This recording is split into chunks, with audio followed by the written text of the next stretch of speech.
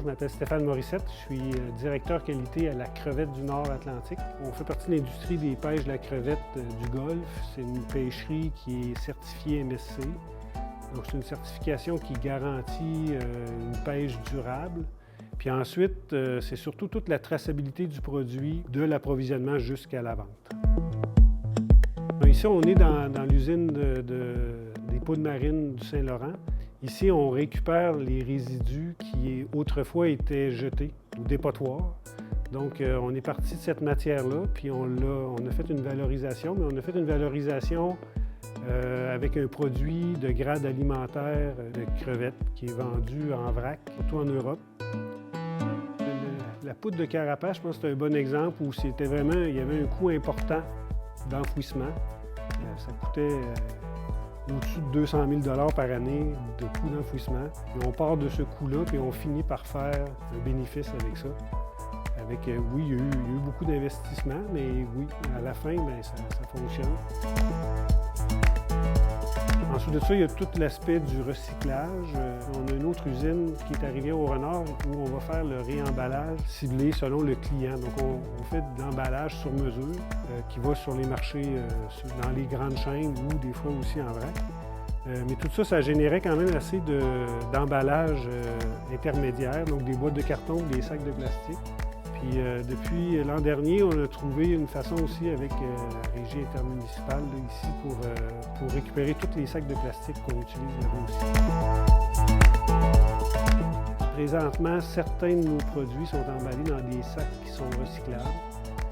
D'autres produits qui sont emballés dans des sacs qui sont non recyclables. Puis c'est souvent parce qu'il n'y a pas d'équivalent aux normes alimentaires.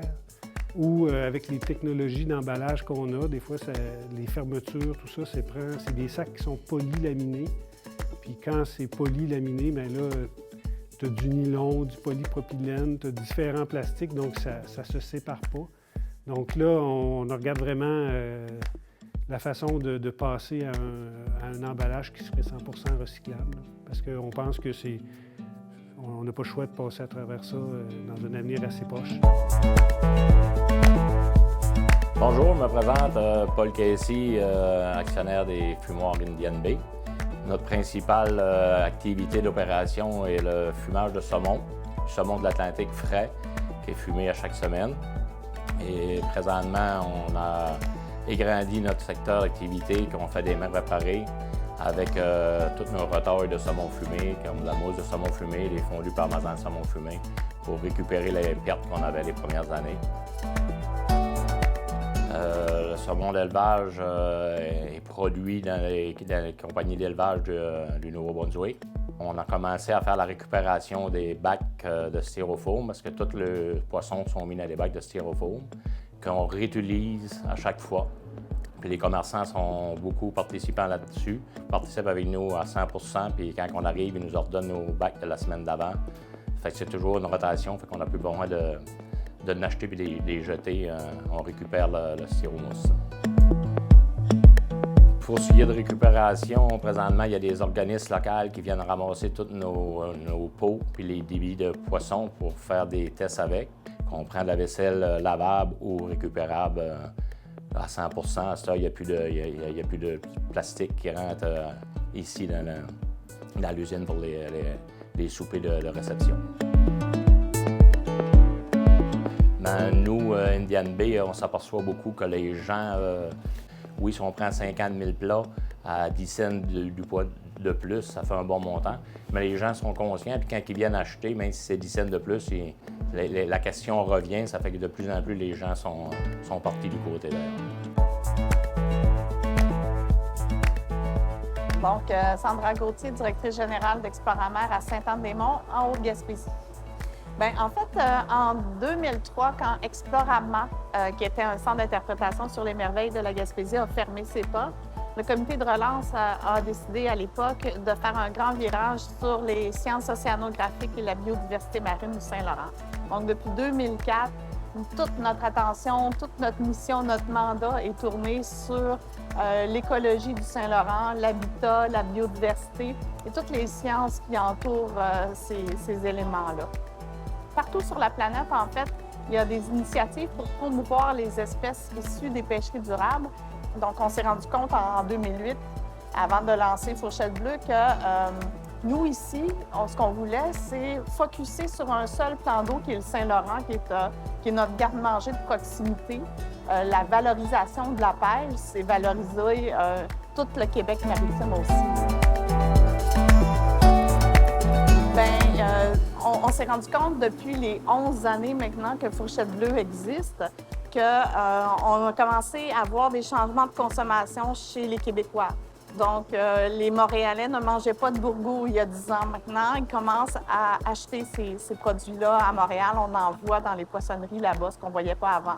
La macre de Stimson, la Beaudroit d'Amérique, la Beaudroit, on ne mangeait pas ça, même en Gaspésie à l'époque, parce que c'est un poisson qui est laid, qui a une sale gueule. Sauf que ce poisson-là, exactement le même en Europe, qu'on appelle la lotte, est vendu à grands frais parce que c'est un poisson haut de gamme. Donc, on est en train de se rendre compte ici, et puis les pêcheurs nous le disent. Maintenant, dès que j'ai une Beaudroit dans mes filets, je la garde parce que je le sais que maintenant, il va y avoir une valeur commerciale. Je vais pouvoir la vendre en arrivant au quai. Et donc, je n'ai pas besoin de la rejeter à l'eau. Je n'ai pas perdu de temps, je n'ai pas perdu d'argent. Et en plus, bien, ça fait découvrir cette nouvelle espèce-là. Les Québécois, comme partout sur la planète, sont de plus en plus végétariens, sont de plus en plus véganes. Donc, les algues, c'est des aliments marins qui répondent tout à fait aux besoins de ces gens-là. C'est des légumes de la mer. Et économiquement, c'est aussi très précieux pour nos communautés qui commencent à voir l'amplitude que ce marché-là peut prendre aussi. On se rend compte que la science, c'est un sujet très porteur. Les gens veulent se faire parler de l'environnement, veulent se faire parler de l'écosystème du Saint-Laurent, qui est unique d'un point de vue de la biodiversité, unique au monde. Et puis, notre bateau qui était rendu trop petit pour nos besoins, bien, va être remplacé cet été par un nouveau navire qui va être plus écologique. Donc, on parle de moins de consommation de carburant, on parle d'alimentation électrique avec des panneaux solaires, entre autres choses, et qui va être mieux adapté aussi à nos activités à vocation scientifique et éducative. Donc, dans la cale du navire, il va y avoir un laboratoire scientifique où les gens vont pouvoir approfondir les connaissances. Donc, vont pouvoir regarder, par exemple, le plancton au microscope. Ils vont pouvoir voir l'évolution de la température de l'eau. On va pouvoir voir la force des courants marins, la salinité. Donc, plusieurs données comme ça, physico-chimiques. Quand on le comprend mieux, bien, on le protège mieux. Donc, toute cette éducation-là n'est pas banale, là. Je m'appelle Jeanne Bourgeois. Je suis copropriétaire de la ferme avicole Bourgeois-Dumont aux îles de la Madeleine.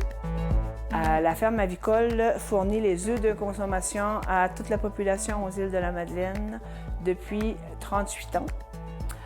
Bien, quand on est en agriculture avec une ferme, on ne peut que s'intéresser à l'environnement qui nous entoure. Puis on vit aux îles de la Madeleine, donc l'environnement local, l'environnement des îles de la Madeleine est super important pour nous. À notre ferme, au départ, on produisait des fumiers liquides. On avait une grosse problématique pour les épandages des fumiers sur le territoire des îles. On est entouré d'eau. Donc, on a réfléchi à comment régler notre problématique. Puis, à force d'avoir regardé ce qui se faisait ailleurs au Québec, on a trouvé la recette qu'on voulait. Donc, on fait de l'autocompostage. Et on s'est rendu compte qu'en récupérant la chaleur des poules, parce que 10 000 poules, ça chauffe tout seul. L'été, ça surchauffe. Alors, toute cette chaleur-là, normalement, était évacuée, était perdue. Nous, on la récupère, on la filtre, parce qu'il y a quand même un peu de poussière dans les poules, et on la repousse directement sur les fumiers pour sécher nos fumiers au pourcentage qu'on a besoin pour qu'ils s'autocompostent tout seul. Donc, cette chaleur-là est gratuite. Là. Elle est juste repoussée, c'est la même chaleur. Puis nous, 10 000 poules, on est une vraie très, très petite ferme. Donc, il a fallu que mon chum, qui est un peu homme à tout faire, modifie des équipements. Et je me souviens que pour l'environnement, le nom de ministère, que l'autocompostage, pour eux, n'existait pas dans leur cahier, dans leurs mots, et ça n'existait pas. Puis j'avais expliqué à la dame qui m'avait appelé, en réalité, sur le terrain, ça existe. Fait que peut-être si dans votre cahier, il n'y a pas le mot autocompostage, peut-être juste de le rajouter tout simplement. Elle n'avait pas vraiment aimé ma remarque, mais 2 semaines après, elle m'a appelé pour me dire que c'était accepté. Cet engrais-là, les fumiers sont autocompostés, donc retournés pendant une 50aine de jours, tout ça. Et ça devient un engrais qui est incubé, c'est-à-dire mis en petites granules, et mis en sachet, en sac, vendu localement. Et à 80 par contre, c'est vendu à l'île du Prince-Édouard pour des gros maraîchers biologiques, puis eux, c'est en vrac.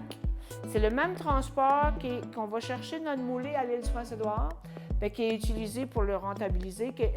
On partait le camion vide, là, on part le camion plein d'engrais, puis on revient le camion plein de moulés. Alors, on a rentabilisé notre transport comme ça. Il faut dire que c'est des produits chimiques que les gens n'utilisent plus. Donc, je suis convaincue qu'il y a déjà plusieurs gros camions de produits chimiques qui n'ont plus besoin de rentrer aux îles, parce que les gens utilisent de plus en plus notre engrais 100% naturel. Ça a été tout un défi de mettre ça en branle, de monter le projet. Mais ensuite, ça facilite notre travail, mais grandement. Il n'y a plus d'odeur, il n'y a plus de mouches, il n'y a plus de problèmes de pathogènes. Alors, même la vie des employés, la vie de la ferme, la vie des poules est améliorée à cause de tout ce projet-là. Nous, on est vraiment gagnants sur tous les points. Je pense que l'éco-responsabilité aussi, surtout pour nous qui est dans le domaine alimentaire, ça devient une exigence. Les clients, ils vont finir par dire « Nous, on n'achète plus cette crevette-là, elle n'est pas dans un sac recyclable. » Donc, je pense qu'en l'an 2021, ce qu'on est rendu, que l'environnement, c'est primordial. C'est plus une question on essaye tout. Il faut que tout le monde y mette la main à la pâte pour se rendre plus éco-responsable pour les années qui s'en viennent aussi. C'est vraiment une richesse collective qu'on a aux îles d'avoir une ferme avicole locale. Nos œufs du matin sont pondus le matin, sont classés le matin, sont rendus dans les épiceries l'après-midi. Alors, c'est des œufs frais du jour. C'est le seul endroit dans tout le Canada où il y a le circuit court, aussi court que ça. Ça n'existe plus ailleurs. On est passé d'un chiffre d'affaires de 500 000 à 1,2 million et demi.